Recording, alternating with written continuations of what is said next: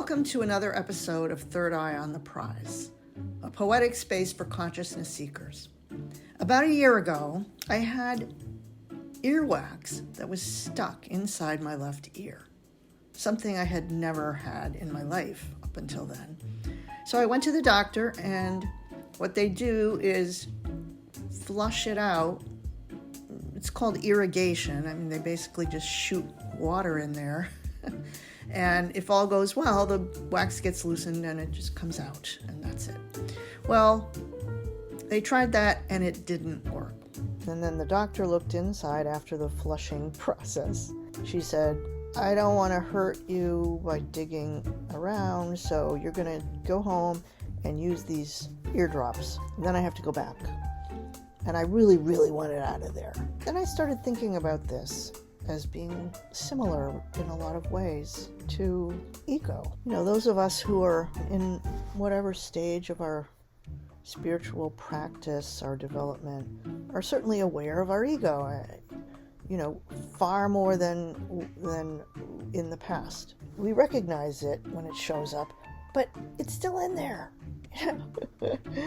And it still has to be reckoned with, on a regular basis, and it shows up in life in many ways, and yet we can't just force it, right? I mean, the doctor was really worried that if she took this tool, it's basically a stick with a little, loop on the end, like a plastic.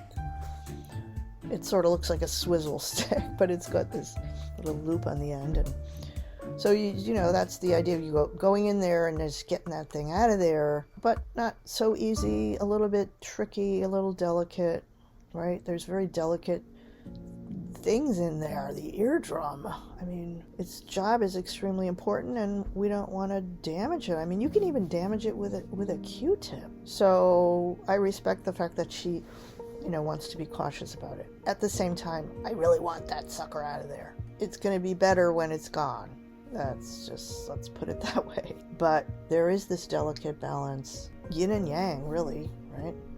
An extreme yang would be just go in there, get it out, even if it bleeds or something else happens, at least we got it out of there. But that's kind of the most yang kind of approach. And then the yin approach is extreme yin would be well, just wait. And okay, so but we're kind of doing this something in between with these drops, and you have to lay down on your side to get these things in there, and then you have to lay there and let them drip in. So I think this is a parallel to the spiritual practice of meditation, or practicing awareness, practicing presence, catching ourselves when we're not present, trying to get present again, especially with challenging things or difficulties within ourselves, like our long-standing kind of not very healthy habits, habitual thoughts, attachments or aversions. Yeah. So, the practice it's a delicate balance. It's a tightrope walk. The middle path, the middle way. A lot of balance required in the middle way. And that is the challenge of it. Being to one extreme or the other does not require balance. But of course, it's out of balance, right? Being on one extreme or the other is out of balance, but in its very nature. But it's kind of you can just sit in an out of balance place on one extreme or the other. But being in the middle way requires this very alert, supple, intelligent, aware, balancing act. You have to keep doing it, like someone on a high wire has to have the awareness all the way across, and if they lose it, they fall down and maybe die.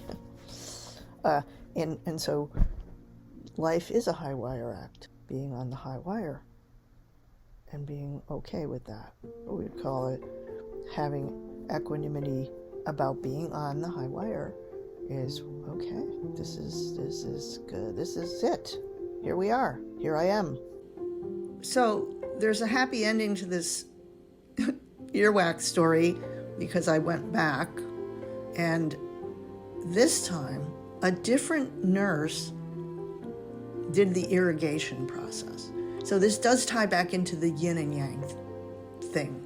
Because the first time I had gone and they had tried this, it was a female nurse. She was very nice and very gentle about it. And of course that was the time that it wasn't successful, right? And so now this second time I went back after doing those eardrops, it happened to be a male nurse. I don't want to be too stereotypical about it, but he really did take a little more aggressive approach, but using the same technique.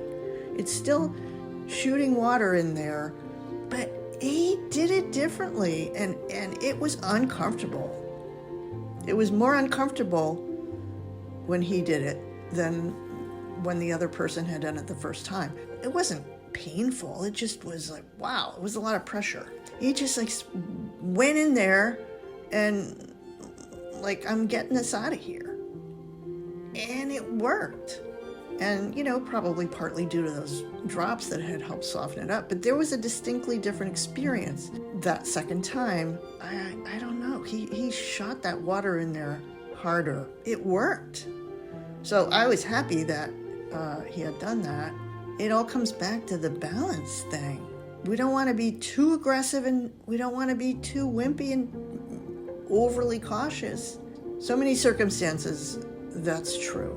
And sometimes we have to be more forceful than is comfortable. And other times we need to back off and be more chill. But it's all about balance. Thanks for listening to Third Eye on the Prize. If you got any insight or maybe a chuckle from this episode, share it with a friend who might need that too. Until next time, keep your third eye on the prize, and remember, truth is beyond belief.